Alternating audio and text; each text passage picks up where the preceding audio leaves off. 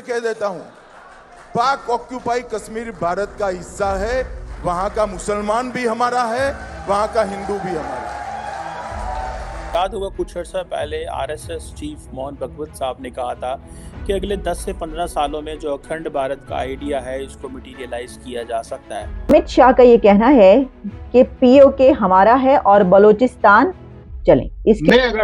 मैं अगर Indian army का 20 साल पहले वाला सैनिक होता तो मैं पता क्या करता कि इस समय उनकी इकोनॉमी डाउन है, ये डाउन है, सब कुछ डाउन है, वर्ल्ड पर ओपिनियन भी डाउन है, कोई सपोर्ट नहीं है, इंक्लूडिंग मुस्लिम सपोर्ट नहीं है, मैं जरूर अटैक करते कि यही टाइम है कि जितने टेररिस्ट कैंप हैं उनके ऊपर अटैक किया जाए और उनको खत्म किया जाए।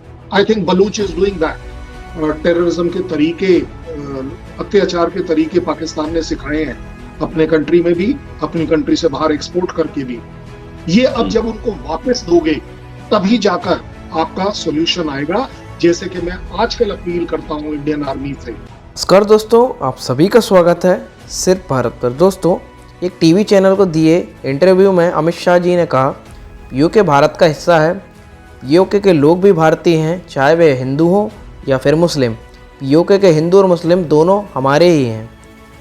सीए पर शाह ने कहा कि कानून 2019 में पारित किया गया था और नियम अभी जारी किए गए हैं। उन्होंने कहा जो लोग सीए का विरोध कर रहे हैं और दावा कर रहे हैं कि यह क्षेत्र पर आधारित है, वह लोग मुस्लिम पर्सनल लॉ जैसे कानून का समर्थन करते हैं।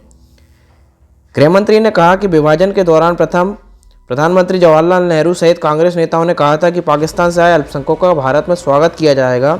उन्होंने कहा कि विभाजन के समय पाकिस्तान में हिंदू आबादी 23% से घटकर 2% रह गई है। बांग्लादेश में हिंदुओं की संख्या 22% से घटकर 10% रह गई है और अफगानिस्तान में सिखों की संख्या 2 लाख से मात्र 368 से कम हो गई है। उन्होंने कहा कि पीओके भारत का हिस्सा था और हमेशा रहेगा। इसको लेने के लिए वह कई बार संसद में भी कह चुके हैं और कई इंटरव्यू में भी कह चुके हैं। इसी स्टेटमेंट के ऊपर पाकिस्तानी मीडिया रिएक्शन दे रहा है। आइए देखते हैं अमित शाह जी के पीओके वाले स्टेटमेंट पर पाकिस्तानी मीडिया का किस प्रकार का रिएक्शन आ रहा है। तो आरएसएस का जो वर्जन ऑफ द सोसाइटी है और जो आरएसएस है वो ये कहते हैं कि भाई दुनिया ने हमारी जो अंदर की जो हम तकसीम थे भारत के अंदर, उसकी वजह से दुनिया ने हमारा फ़ायदा उठाया। और वो इसीलिए कहते हैं कि मुसलमान भी आए, गोरे भी आए, सब आए, तो दैट इज़ बिकॉज कि हमारी जो इंटरनल तकसीम थी इंडिया के अंदर, उसकी वजह से वो आए।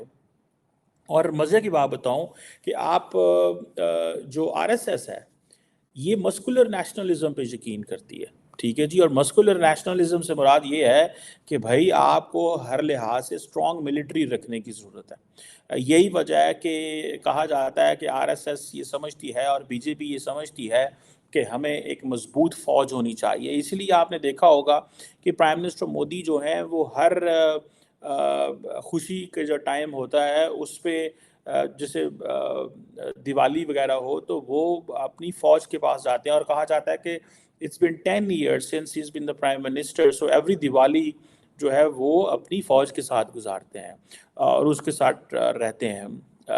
अब क्वेश्चन ये है कि वो समझते हैं कि हमें भारत को कि मुआशरे को रीशेप करना है और जिस तरह जो हिंदू कल्चर है और हिंदू जो प्राइड है और जो इंडियन हिस्ट्री है उसको आवाम के सामने लेके आना है। वो कहते हैं जी कि हमारा हिंदू कल्चर के अंदर मिक्स हो गए चीज़ें, हमारी इंडियन सोसाइटी जो है उसके अंदर चीज़ें मिक्स हो गई, हमें इसको प्योरीफाई करने की तरफ जाना है।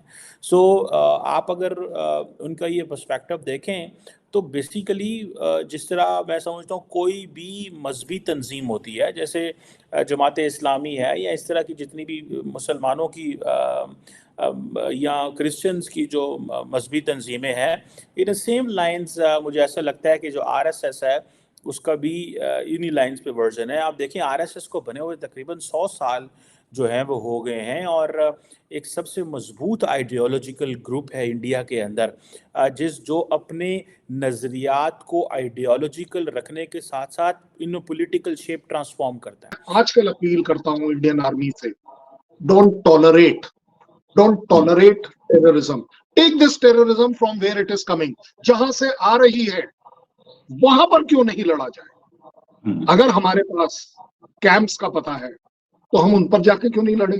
हम यहाँ क्यों आने दें उन्हें? कौन सा ऐसा फील्ड है जहां वो अच्छा कर रहे हैं? मैं बताता हूं कौन से फील्ड्स में बहुत अच्छा कर रहे हैं। टेररिज्म में they are still good, economy में गिराने में they are very good, normal public के ऊपर अत्याचार करने में दे आर वेरी गुड। हमें पता चलता है कि अमित शाह फिर बोल पड़े हैं। अमित शाह ने इस बार जो है, वो कहते हैं ना कि मुर्दा कफन फाड़ के बोलता है, तो वो वैसे तो ये कई बार बात कर चुके हैं, बल्कि उन्होंने इस मर्तबा ये कहते हुए ये भी कहा कि ये तो मैं पार्लियामेंट में भी कह चुका हूं। तो वो कफन फाड़ के एक बार फिर बोले हैं और अमित शाह साहब ने ये कहा है कि पीओके जो है वो हमारा है, वहां के लोग भी हमारे हैं, और उन्होंने कहा कि इसके ऊपर तो जो है वो इंडिया का हक है और वो तो भारत का हिस्सा है, हम उसको यानी कि ये वो आजाद कश्मीर को कह रहे थे, पाकिस्तानियों आजाद कश्मीर को अमित शाह साहब ने ये कहा है कि ऐते साडा है, ऐ तुसी किथे लेके बैठे हुए हो, चलो निकलो। मैं नहीं कह रही, मतलब उन्होंने जो कहा है मैं आपको वही दिखाऊंगी, लेकिन वो इस तरह की बात पहले भी करते रहे और पहले भी कही है। अब देखिए, एक तरफ पाकिस्तान के अंदर हो क्या रहा है कि वहां से एयर स्ट्राइक्स हो रही हैं अफगानिस्तान के खिलाफ, अफगानिस्तान के अंदर जाके वहां पे एयर स्ट्राइक्स की गई हैं। और मैं देख रही थी कि ये खबर भी आ रही थी कि ये जो एयर स्ट्राइक्स की गई हैं इसमें जो पीएफ के जेट्स हैं उन्होंने वहां पर एक कमांडर है टीटीपी का, उसको मारा है और उसी के ग्रोह पर वहां पे हमला किया गया, उसके 6-7 वहां पे लोग मारे गए हैं उसके अंदर।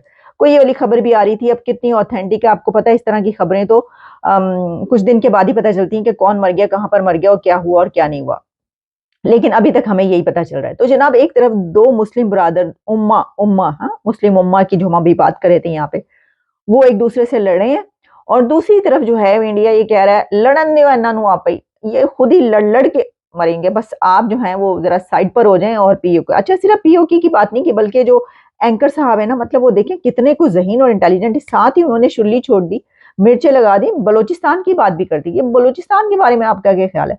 अब होता क्या है कि जो एंकर्स या जो जर्नलिस्ट इस तरह के, मतलब वो इस तरह ये वाली तीली लगाते हैं कि वो कोई ना कोई खबर चाहते हैं।